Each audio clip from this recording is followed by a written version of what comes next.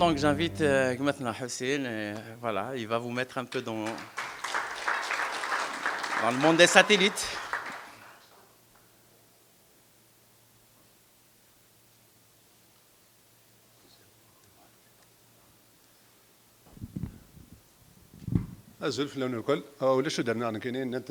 Donc en termes de militantisme, l'enthousiasme il est là. Entre Macan, l'aspect technique, je te fais même on maîtrise la solution de bout en bout. Donc il s'agit des détails techniques. On a compressé un peu les choses juste pour faire passer le message que vous comprenez, on maîtrise la solution. On ne s'aventure pas, on sait ce qu'on fait. Donc on va voir le fonctionnement de base d'une chaîne télé, les différentes options de transmission, les fournisseurs de services et zones de couverture, le choix des fournisseurs. Donc, c'est ça le sommaire. Donc, le fonctionnement, elle est très simple. Les différentes chaînes de télévision émettent leurs programmes vers des centres de diffusion, tels que, par exemple, Sud-Astra, Eutelsat, par exemple, qui les renvoient vers les satellites TV en orbite géostationnaire via des gigantesques paraboles. Ça, c'est la configuration classique. Les satellites reçoivent ces signaux et les transmettent vers votre parabole personnelle. Ces derniers sont ensuite acheminés votre téléviseur via ce qu'on appelle un décodeur. Donc, c'est une configuration très simple.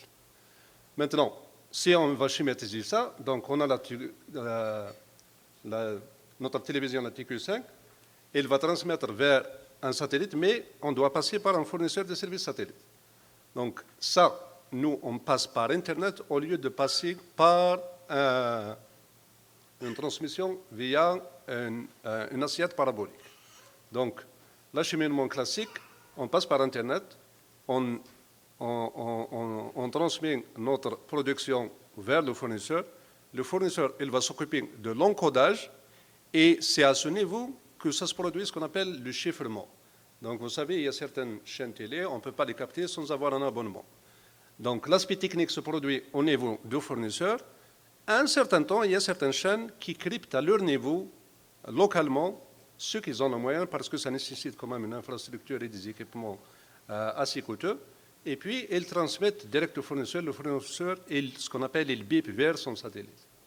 Donc, au lieu qu'on passe via une assiette, on passe par un Internet. Okay? Donc, il y a des satellites qui émettent en bande C et d'autres qui émettent en bande QU. Les bandes QU s'étendent de 10,70 à 12,75 GHz. Vous savez, votre cellulaire, il est sur une fréquence radio qui est de 4,5, tout dépend du fournisseur, mais ça varie entre 4,5 et ça peut aller jusqu'à 6 avec maintenant la J4. Okay. Il y a aussi, donc pour capter en bande C et en bande Q, on a besoin des petites assiettes de 30 à 60 cm de diamètre. Pour les bandes C, ils s'étendent de 3,7 à 4,2 GHz et leur fréquence est relativement faible et nécessite des grosses paraboles de taille moyenne de 90 à 120 cm. Donc c'est pour ça qu'il y a différentes tailles de paraboles. Maintenant, on a l'option 1, c'est à partir du siège, c'est ce qu'on vient de discuter, c'est cette configuration, à partir du siège, on va transmettre directement ce qu'on appelle, on utilise la terminologie BIM. BIM, c'est-à-dire on installe une grosse assiette au niveau du siège, sur le toit, on transmet directement le contenu. Une fois produit, on le transmet vers le satellite. Cette manière, c'est les configurations classiques au début du satellite. Maintenant, la technologie a évolué à tel point qu'on peut passer via l'Internet. Ça nécessite un savoir-faire et ça nécessite quand même un certain investissement. Donc, une infrastructure complète de traitement avec les vidéos et d'encodage et chiffrement de certains programmes et émissions. Une installation en bonne et due forme, câblage et alimentation et armoire pour héberger les équipements. Une antenne parabolique de 6, 9, voire même de 20 mètres de diamètre. Donc, cette option, il faut une équipe permanente de 2 à 3 techniciens pour l'exploitation, le support et la maintenance. Donc, cette configuration a des coûts très élevés pour sa mise en place. Plus, il faut ajouter le streaming Internet qui nécessite d'autres équipements et solutions logicielles. Donc, qu'est-ce que ça veut dire cette solution? C'est qu'on installe une grosse parabole au niveau du siège et pour ce faire, il faut que le building nous appartienne. Donc, dans cette configuration, on ne peut pas fonctionner. Ça va être ça. Pour schématiser ça, c'est comme ça. Okay? cette manière, il y a des télévisions qui fonctionnent comme ça, comme la TVA, comme Bell, etc. Bell Media, ils ont tous cette installation. L'option 2 que nous avons étudié, c'est à partir du siège ou le studio de production, transmettre le contenu vers le streaming serveur hébergé et le synchroniser avec le fournisseur de services satellites. Maintenant, streaming serveur, qu'est-ce que ça veut dire? Il y a des stations qui sont Internet, basées Internet seulement.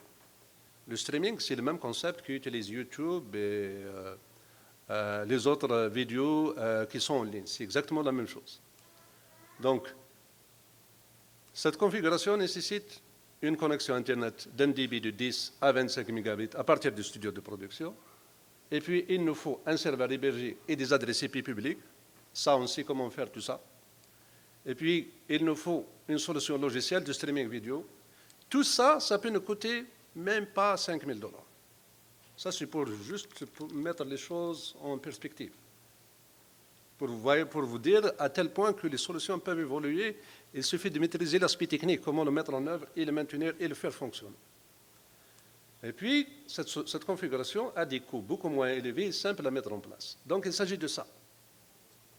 Et c'est la configuration que nous avons choisie. Parce qu'il y a mes collègues qui ont parlé sur les coûts tout à l'heure, il y a des chiffres qui défilent. Nous avons pris tous les aspects en considération pour optimiser et arriver à transmettre une télévision de qualité avec des solutions existantes qui sont dans cette configuration. Okay? Et ça, on va procéder au test. Il y a l'équipe qui va vous annoncer qu'on teste, mais au cours des mois prochains.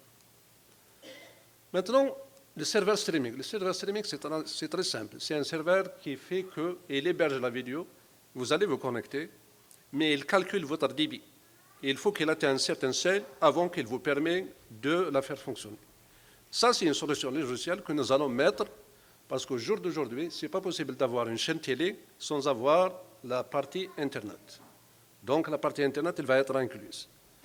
Surtout pour les différentes zones horaires, on ne peut pas diviser tout.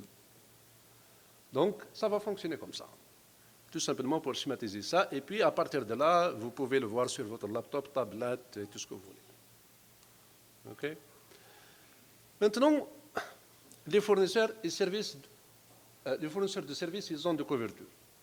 La zone de couverture, l'audience cible et les fréquences de diffusion sont les éléments qui déterminent notre choix de fournisseur satellite. Et en fonction de ces éléments, nous avons sélectionné 4 fournisseurs. Peut-être que vous allez avoir des questions sur ça, nous allons les traiter tout à l'heure. Donc, il y a d'abord Eutelsat. Eutelsat, c'est une société qui est basée à Paris, qui est issue de la technologie EADS, et c'est elle qui gère une flotte de plus de 27 satellites. Et c'est en relation avec l'agence spatiale européenne qui s'appelle Ariane, et dont le Hotbird leur appartient. Et à partir de là, ils ont d'autres partenaires qui commercialisent leurs services. Donc, et puis, il y a Turksat. Turksat, il est basé à Ankara, en Turquie, et il exploite une flotte de 4 satellites qui sont construits en partie par la Chine et par les Russes. Et puis, il y a Malsat. Il y a Malsat qui appartient au groupe russe Gazprom. Gazprom, ils ne produisent pas uniquement de pétrole, hein. Ils font aussi des services satellites, ils font des services Internet, ils font des services technologiques, et ainsi de suite. Et puis, il y a un autre fournisseur qui fait la couverture dans notre zone de cible, il y a Yahsat, qui est basé aux Émirats arabes unis. Et il exploite 3 satellites. Maintenant, il y a une question qui a été posée par rapport à ça, où est-ce qu'il est le Nilsat? Nous avons effectué nos recherches, on s'est engagé dans cette aventure, nous allons bien faire les choses en harmonie avec notre vision et nos valeurs. Pour le Nilsat qui est basé en Égypte, j'ai pris cet imprimé écran de leur site web et clairement leur vision et valeurs ne correspondent pas du tout avec les nôtres. Vous voyez bien en bas, il dit « Core values, respecting the ethical traditions of the Arabian family and promoting the cultural heritage of our Arabic identity and true-born African roots. » C'est pas ce qu'on veut faire. Donc, on a dit on va choisir quelqu'un d'autre. Donc voilà pourquoi on n'a pas sélectionné Nilsat et on ne va pas travailler avec Nilsat. Okay? Maintenant, la couverture, voilà les zones de couverture pour notre ciblage. Nous, on veut couvrir toute l'Afrique du Nord, toute la Kabylie, là où il y a des berbérophones, des amazighérophones, on peut les appeler comme on veut, mais il y a aussi la partie diaspora qu'on peut, il doit être pris en considération, c'est-à-dire l'Europe occidentale principalement. Donc, les satellites de fournisseurs Eutelsat, vous avez Tarois-D, le 10A, le Tarois-A, et puis il y a le 20e-B, Hotbird 16A, Hotbird 13B. Tout ça, tout le monde, surtout ceux qui font de flashage en Algérie, ils savent tous ces satellites. Et puis, vous avez le satellite Yahsat, c'est le 1A, qui a cette couverture. Elle est assez puissante et ça ne demande pas de grosses assiettes pour la capter. Et puis, il y a satellite Yamal, qui est le russe. Donc, ils ont une couverture de l'Europe, Afrique, Moyen-Orient, Asie de l'Est. Donc, ils couvrent toute l'Algérie aussi. Mais pour lui, peut-être qu'il faut des assiettes encore plus grandes. Et puis, il y a le Turksat qui couvre aussi l'Afrique du Nord. Donc, c'est ça sa zone de couverture. Et on les a pris en considération parce qu'il est dans notre audience cible. Nous avons contacté les 4 fournisseurs et obtenu des offres compétitives. Donc, ça varie entre $3 000 par mois et $13 000 par mois. Et on a obtenu un autre à 18 000 € par mois de Hotbird. Donc, on est au démarrage d'un projet, donc c'est collectif. On essaye de négocier au mieux. Actuellement, nous sommes en négociation avec Yahsat qui nous a fait une offre très abordable. Voilà. Ça va être tout pour moi. C'est ça l'aspect technique. Donc, le militantisme a été fait par tout le monde. Voilà.